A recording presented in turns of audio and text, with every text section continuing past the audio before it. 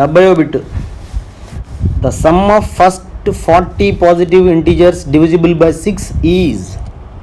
6 యొక్క మల్టిపుల్స్ 6, 12, 18 సోన్ ఇవి 40 శాలితీలు. 40వ పదం అనుకునేవు.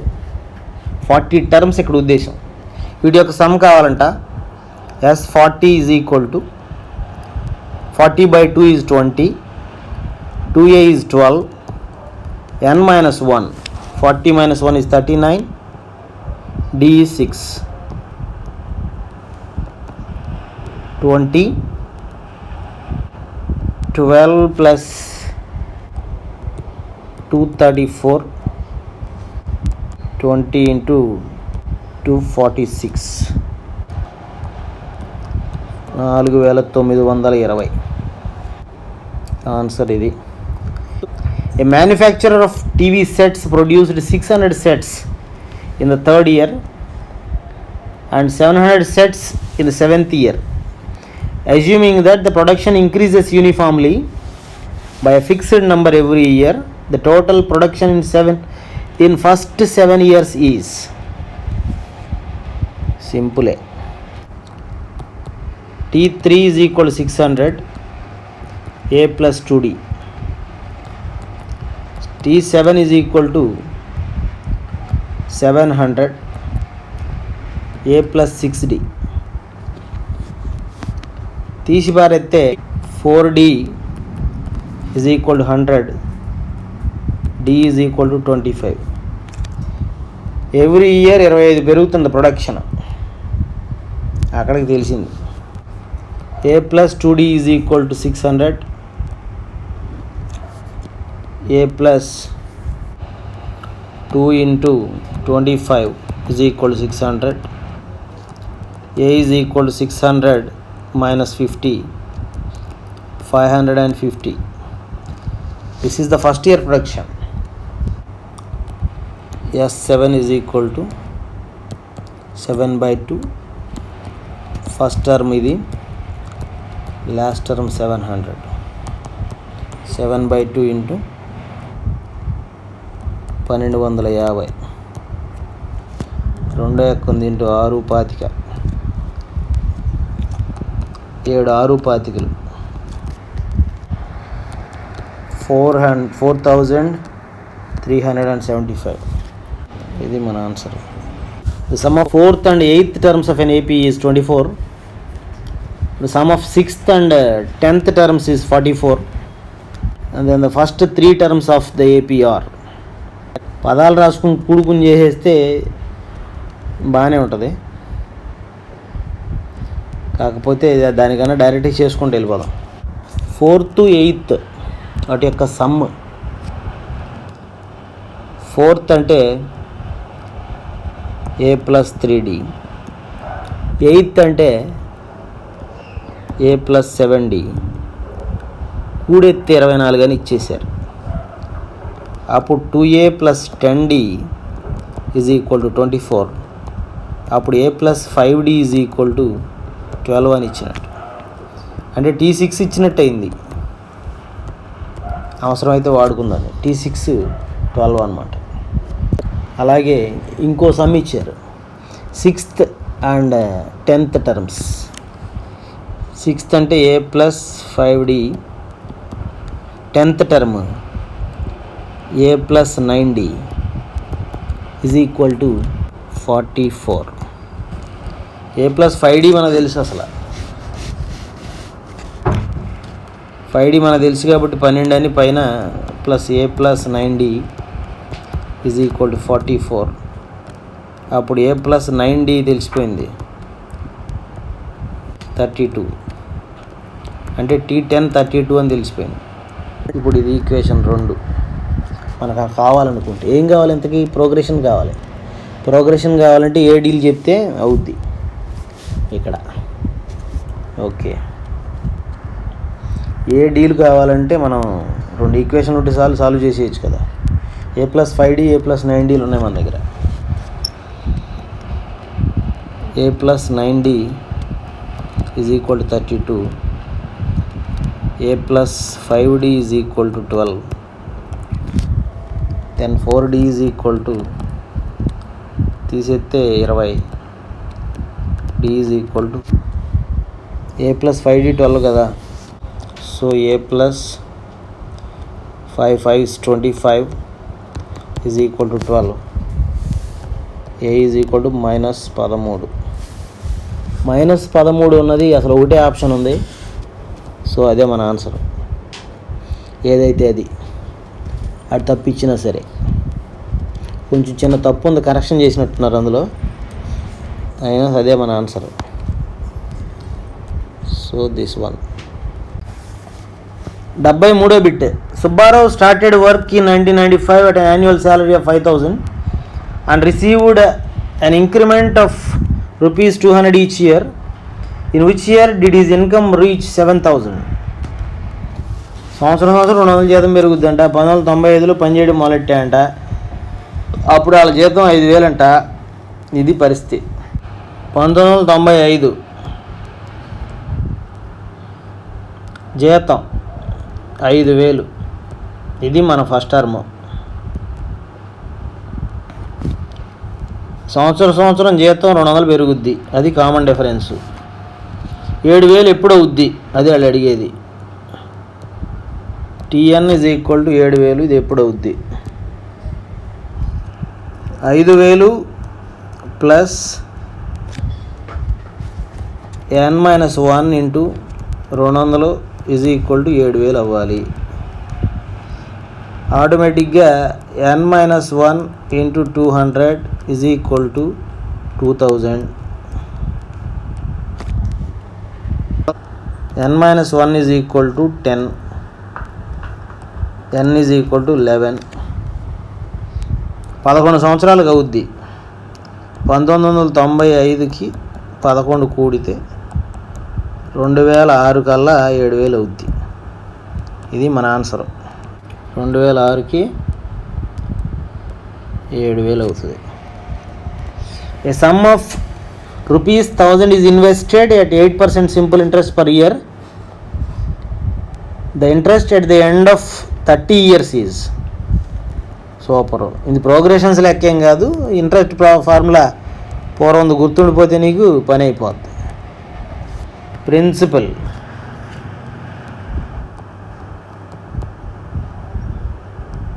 ₹1,000. Rate of interest time 30 years. Interest కావాలి, PTR/100 సూత్రం. చిన్నప్పుడు లెక్కలు బాగా చేసింది ఫార్ములా. 1030 సంవత్సరాలు, రేట్ 8%, కింద 100. 3 8 24, ఇంకా 2 సున్నాలు ఉన్నాయి. ఇంట్రెస్టే 2,400 అవుతుంది. ఆన్సర్ ఇది. మొత్తం ఎంత అడుగుతాడు ఒక్కోసారి, జాగ్రత్తగా కూడుకుని చేసుకోవాలి. ఇంట్రెస్ట్ ఎంత అండి? 2,400. In a flower bed there are 23 rose plants in the first row, 21 in the second row, 19 in the third row, and so on. There are 5 rose plants in the last row. How many rows are there in the flower bed? అక్కడ అంతానండి rose flowers యొక్క plants ఉన్నాయండి, వరుసల్లో ఉన్నాయి. చక్క ఒక వరుసలో 23 ఉన్నాయి, రెండో వరుసలో 21, 2 తగ్గినాయా? ఎన్ని తగ్గినాయి? 2 తగ్గినాయి. తర్వాత వరుసలో 2 తగ్గి 19 ఉన్నాయి. కామన్ డిఫరెన్స్ తెలిసిపోతుంది. లాస్ట్ టర్మ్ కూడా తెలిసిపోతుంది. 5 ప్లాంట్లే ఉన్నాయి, ఫస్ట్ 23 ఉన్నాయి. దీన్ని బట్టి how many rose are there in the flower bed అన్నాడండి. అంటే 5 అనేది ఎన్నోదో కనుక్కుంటే అయిపోద్ది పని. ఓకే, బాగుంది. A 23, D 2, లాస్ట్ టర్మ్ అంటే TN is equal to 5. ఏమండి? ఓకేనండి. So 23 plus n-1 into 2 is equal to 5 అండి. అప్పుడు తగ్గుతుంది కాబట్టి డి మైనస్ వేసుకోవాలి కండి.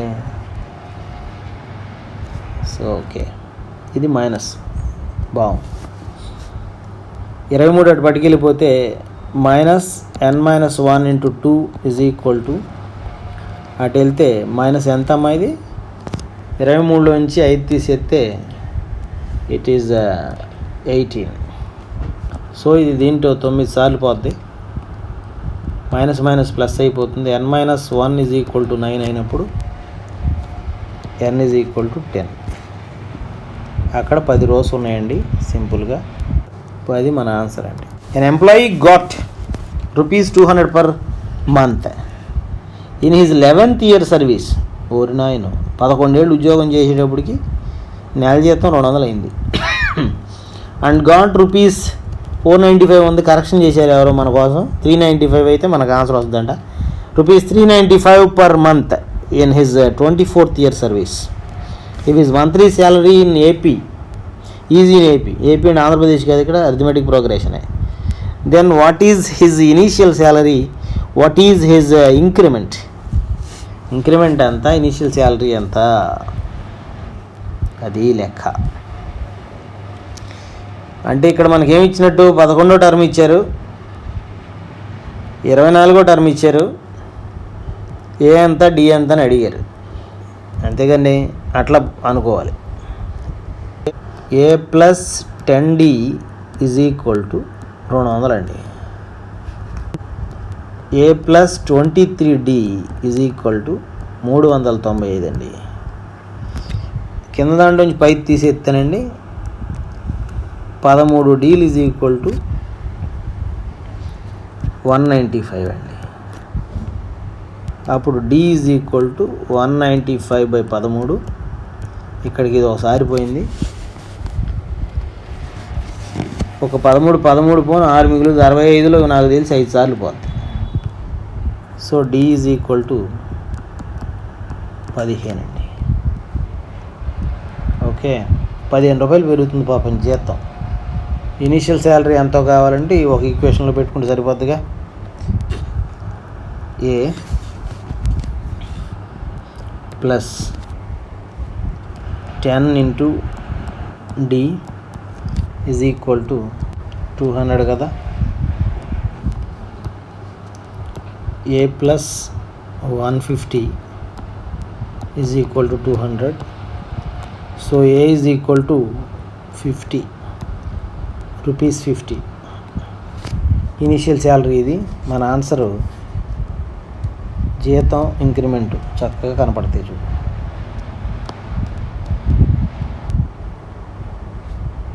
ఇక్కడ కూడా కరెక్షన్ చేశారు.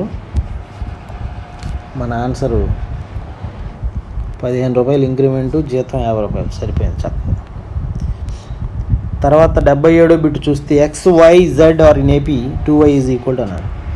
XYZలు ఏపీలో ఉంటే ఏంటంటే X, Y, Z ఏపీలో ఉన్నాయి. 2 అనుకునేవి Z. అప్పుడు Y = X + Z/2 కదా. 2Y = X + Z కదా. ఇదే సింపుల్ది అడిగారు ఫార్ములా. 2Y = X + Z. తర్వాత లెక్క చూడండి. 7.2 AB3 ఏపీలో ఉంటే ఏబీలో ఎంత అని అడిగారు. మల్టిపుల్ చాయిస్ నుంచి వెళ్ళిపోవడమే. 7.2 AB3 ఏపీలో ఉంటే 7.2లోంచి ఏ తీస్తే ఎంత వస్తుందో, ఏలోంచి బి తీసినా అంతే రావాలి, బిలోంచి 3 తీసినా అంతే రావాలి. బాగుంది. 7.2లోంచి 5 తీస్తే 2.2. ఇక్కడ బి 4 అని ఇచ్చాడుగా. 2.2లోంచి 4 తీస్తే నీకు అది రాట్లా, తీసిపారాయి. రెండో ఆప్షన్ 7.2లోంచి 5.2 తీస్తే 2 మిగులుద్ది. 2లోంచి 4.4 తీస్తే మైనస్లో వస్తుంది. మైనస్లో రావడానికి ఛాన్స్ లేదు. మూడో ఆప్షన్ 7.2లోంచి 5.8 తీసేస్తే 1.4. 5.8లోంచి 4.4 1.4 ఎంత చక్కగా దొరికింది. This is our answer. తర్వాత bit. If ABC are in AP 1/BC 1/CA 1/AB ఎందులో ఉంటాయని అడిగారు. ఒకసారి అక్కడికి వెళ్దాం రైటింగ్ స్పేస్లోకి. ఏబిసిలు ఏపీలో ఉన్నాయి. 1/BC 1/CA 1/ABలు ఎందులో ఉంటాయని అడిగారు. ఇట్లా అడిగినప్పుడు ఏబీసీలకి వాల్యూస్ ఇచ్చేస్తే 1 2 3 అనుకుంటే ఇవి ఏపీలో ఉన్నాయి, బాగుంది. 1 2 3 అనుకోకుండా 1 31 42 అట్లా పిచ్చ తీసుకోమాక, ఏపీలో ఉండేట్టు తీసుకో. అప్పుడు 1/BC ఏమవుద్ది? 6 అవుద్ది. 1/CA ఏమవుద్ది? 1/3 అవుద్ది. 1/AB ఎంత అవుద్ది? 2 అవుద్ది. దెబ్బ కొట్టిందా? CA అంటే 3 సరిపోయిందిగా. సరిపోలేదా? సరిపోయింది. ఇప్పుడు ఇవి ఎందులో ఉన్నాయి? ఏపీలో ఉన్నాయి లేదు చెక్ చేస్తాం చక్కగా. ఏపీలో ఉన్నాయి లేదు చెక్ చేయాలంటే 1/6 + 1/2 కనుక్కున్నాం అనుకోండి. 6 LCM 1 + 3 that's equal to 4/6 and ఇది ఎంత వచ్చింది? ఇది 2/3 వచ్చింది. దీన్ని 2తో డివైడ్ చేసామనుకోండి, A + B కూడామను, ఇది 2తో డివైడ్ చేయాలి. 2తో డివైడ్ చేయడం అంటే అరతో హెచ్చవేయడమే కదా. అప్పుడు 1/3. నీకు మధ్యలో టర్మ్ వస్తే ఇది ఏపీ, మధ్యలో టర్మ్ వచ్చింది కదా చక్కగా 1/3. సో ఇది ఏపీ అనమాట. కాబట్టి ఇప్పుడు లెక్కలో ఏం తెలిసింది మనకి? ఏబీసీలు ఏపీలో ఉంటే 1/BC 1/CA 1/ABలు ఏపీలో ఉంటాయి. అలాగే ఇక్కడ కూడా అంతే. ఏబీసీలు 1 2 3 అనుకున్నాం అనుకో, 2 3 కూడితే 5 వస్తుంది, 1 3 కూడితే 4 వస్తుంది, అంతే కదా. ఇదంతా ఇది 1 2 3 అనుకున్నారు అనుకోండి. మరి బీసీ అంటే 5 వచ్చింది కదండి, సిఏ అంటే 4 వచ్చింది కదండి, ఏబి అంటేనేమో మరి 2 కూడితే 3 వచ్చింది కదండి. 5 4 3 ఏపీలో ఉన్నాయి కదండి. చక్కగా బాగుందండి, అది కూడా ఏపీలో ఉన్నాయి. 1 2 3 ఏపీలో ఉంటే 5 4 3 ఏపీలో ఉన్నాయి. తిప్పితే 3 4 5 కూడా ఏపీలోనే ఉంటాయి. కాబట్టి అవి బిట్గా ఆన్సర్ అది.